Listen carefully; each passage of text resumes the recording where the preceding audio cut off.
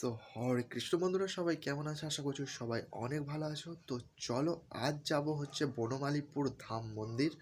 তো এটা হলো হুগলি জেলার সব থেকে বড় মন্দির। তো মন্দিরে যাওয়া যাক, চলো আমার সাথে ঘুরে আসবে আজ হুগলি জেলার সব থেকে বড় মন্দির ব্রহ্মধাম মন্দির। সো গাইস, আমরা এখন বেরিয়ে পড়েছি বাইকে করে। তো আমি আর আমার একটা ফ্রেন্ড বেরিয়েছি মন্দিরের উদ্দেশ্যে। তো আমাদের এখান থেকে মন্দির যেতে সময় লাগবে মোটামুটি 30 থেকে 35 মিনিট। তো তোমরা এখানে কি করে আসতে পারো সেটা আমি ভিডিও বলে দিচ্ছি। তোমরা এখানে কি করে আসতে পারো, তোমরা এখানে বাস, ট্রেন অথবা বাইকের সাহায্যে তোমরা আসতে পারো।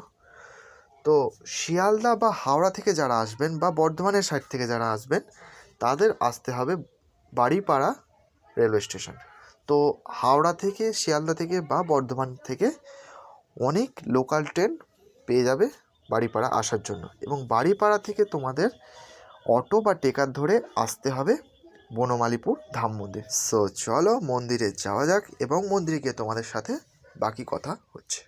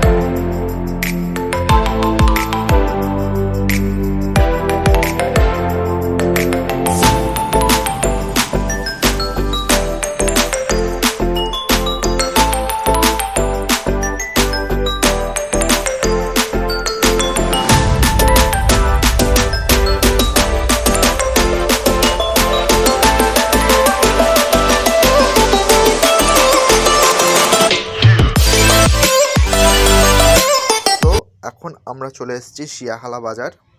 এই দেখতে পাচ্ছ শিয়াখালা বাজার। তোমাদের একটা অন্য কোনো ব্লগে আমি দেখাবো এই শিয়াখালা বাজারটা ঘুরে।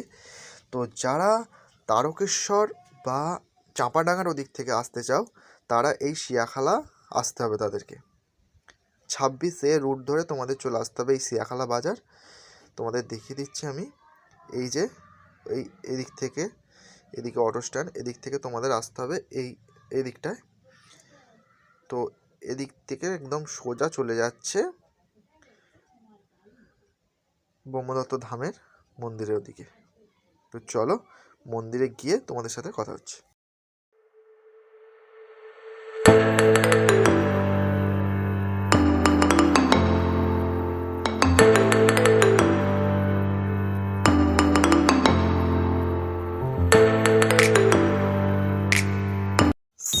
আমরা এখন চলে এসেছি শিয়াখালা দিঘির ধার পাম্পে। গাড়িতে তেল ভরিয়ে নেবো, দেন আমরা যাব। তো চলো তেলটা ভরে নেওয়া যাক।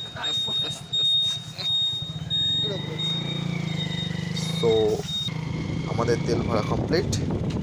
এবার আমরা পাম্প থেকে বেরিয়ে যাচ্ছি। তো রাস্তায় যেতে যেতে আমার সাথে কথা হচ্ছে। এখান থেকে মোটামুটি 10 মিনিট লাগবে বনমালীপুর ধাম যেতে। তো চলো যাওয়া যাক।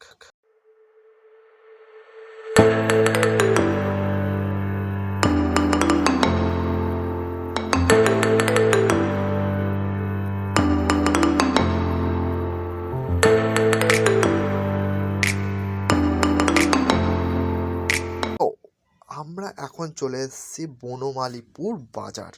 তো বনমালীপুর বাজার দেখতে পাচ্ছ, এই যে এদিকটা চলে যাচ্ছে হচ্ছে গাড়িটা, যেদিকে চলে যাচ্ছে ওদিকে হচ্ছে সিঙ্গুর, আর এই হচ্ছে বনমালীপুর বাজার। এখানে ছোট করে বাজার বসে। আর এখান থেকে দেখতে পাচ্ছ অটো স্ট্যান্ডও আছে এখানে। তো ওই দূরে দেখা যাচ্ছে যে মন্দিরটা। তো চলো, এখান থেকে আর 1 মিনিট লাগবে। তো আমরা চলে এসেছি। আর এই সিধে রাস্তাটা যে চলে যাচ্ছে, এটা চলে যাচ্ছে হচ্ছে বাড়িপাড়া। তো সোজা যাচ্ছে, এটা হচ্ছে শ্রীরামপুর বা শ্যাওড়াফুলি তোমরা চলে যেতে পারো, তবে বাড়িপাড়া হয়েই যাচ্ছে। তো এই যে এখান থেকে তোমাদের এখানেই নামতে হবে। তো এখান থেকে এই যে রাস্তা, ইটের রাস্তা। তো চলো যাওয়া যাক। সো এই রাস্তা দিয়ে প্রথমে এলেই তোমাদের চোখে পড়বে এরকম কিছু স্টল। তো এখানটায় তোমরা ফুচকা, ঘুগনি সমস্ত কিছু দোকান পেয়ে যাবে। তো ফাইনালি আমরা চলে এসেছি মন্দিরে। গাড়িটা পার্ক করে তোমাদের সাথে কথা হচ্ছে। তো গাড়ি পার্কিংয়ের এখানে তোমরা যদি গাড়ি নিয়ে আসো, গাড়ি পার্কিংয়ের এরকম ব্যবস্থা আছে। তো তোমরা যদি বড় গাড়িও নিয়ে আসো, তারও ব্যবস্থা কিন্তু এখানে আছে। তো চলো মন্দিরের ভেতরের দিকে যাওয়া যাক। সো চলো ভেতরের দিকে যাওয়া যাক। সো রিসেন্ট এই যে রাস্তাটা দেখতে পাচ্ছ, এটা রিসেন্ট তৈরি হয়েছে, 2 থেকে 3 মাস হবে তৈরি হয়েছে। এর আগে এরকম রাস্তা ছিল না। তো চলো মন্দিরের ভেতরে যাওয়া যাক।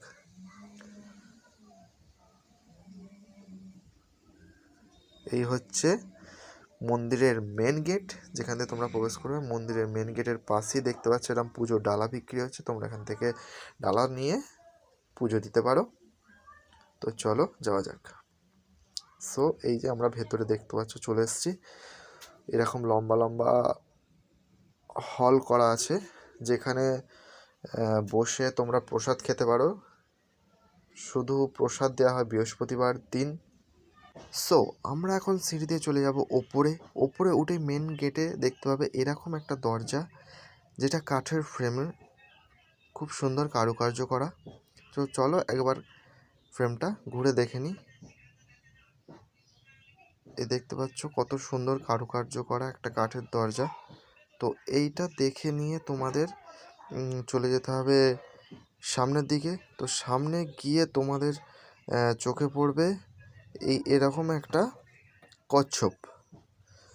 তো কচ্ছপটা আমরা জানি যে শান্তির প্রতীক হিসাবে জানি। তো কচ্ছপটা দেখে আমাদের চলে যাব গর্ভগৃহের দিকে। তো এই সামনে দেখতে পাচ্ছ, একটু আগে গেলেই এখানে হচ্ছে গর্ভগৃহ, যেখানে ঠাকুর রাখা আছে। তো এই দেখতে পাচ্ছ এই ভেতরটার ইন্টেরিয়ারটা এইরকম, খুব সুন্দর লাইটিংয়ের কাজ করা এবং মার্বেল দিয়ে কাজ করা আছে, খুবই সুন্দর লাগছে। তো চলো একবার ঘুরে দেখে নিই।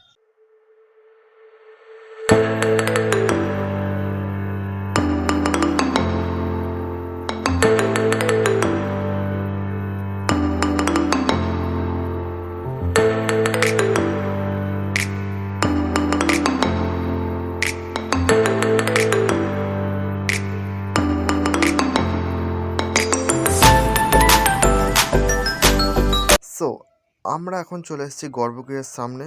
এই দেখতে পাচ্ছ বোর্ড লাগানো আছে, এখানে সেলফি তোলা কঠোরভাবে নিষেধ। তো এই দেখতে পাচ্ছ গর্ভগৃহ, এখানে ব্রহ্মা বিষ্ণু মহেশ্বর একবারে অধিষ্ঠান করে বলে এর নাম হচ্ছে ব্রহ্মধাম। চলো ঠাকুরটাকে একবার সামনে থেকে দেখে নাও। তো দেখে আমাদের চলে আসতে হবে এই দিকটায় 4 ধাম কোথায় কোথায় আছে।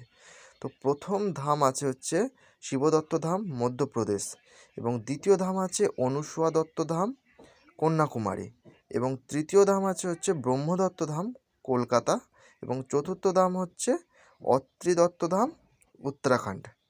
তো ওটা দেখে নিয়ে এটা দেখে নাও। এখানে আছে হচ্ছে পুজো দেওয়ার লাইন, এখান দিয়েই ভিড় হলে পুজো দেওয়ার লাইন দেওয়া হয়। তো এটা দেখে নিয়ে চলে আসবে গর্ভগৃহের নিচেই একটা শিব মন্দির আছে। তো এই সিঁড়ি দিয়ে চলে আসবো আমরা শিব মন্দিরটা দেখতে। তো চলো শিব মন্দিরে গিয়ে তোমার সাথে কথা হচ্ছে।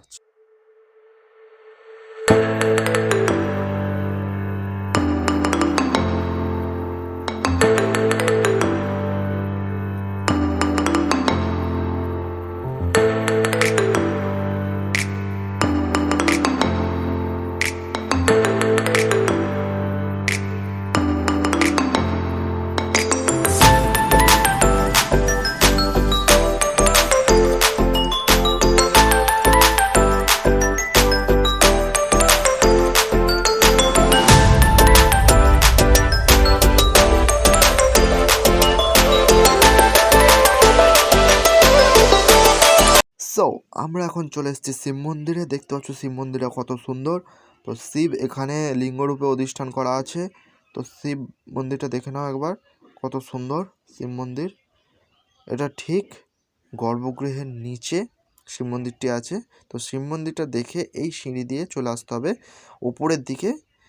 গর্ভগৃহ এবং সিঁড়ির মধ্যবর্তী স্থানে একটা দরজা আছে, সেখান দিয়ে চলে আসতে হবে বাইরে প্রাকৃতিক দৃশ্য এবং বাইরের ভিউটা দেখার জন্য। তো চলো বাইরের দিকে যাওয়া যাক। তো আমরা এখন চলে এসেছি বাইরের দিকে। এই যে তোমাদের দেখিয়ে দিচ্ছি, এই যে দরজাটা, এখান দিয়ে তোমাদের বাইরে চলে আসতে হবে, দিয়ে দেখে নেব বাইরের ভিউটা।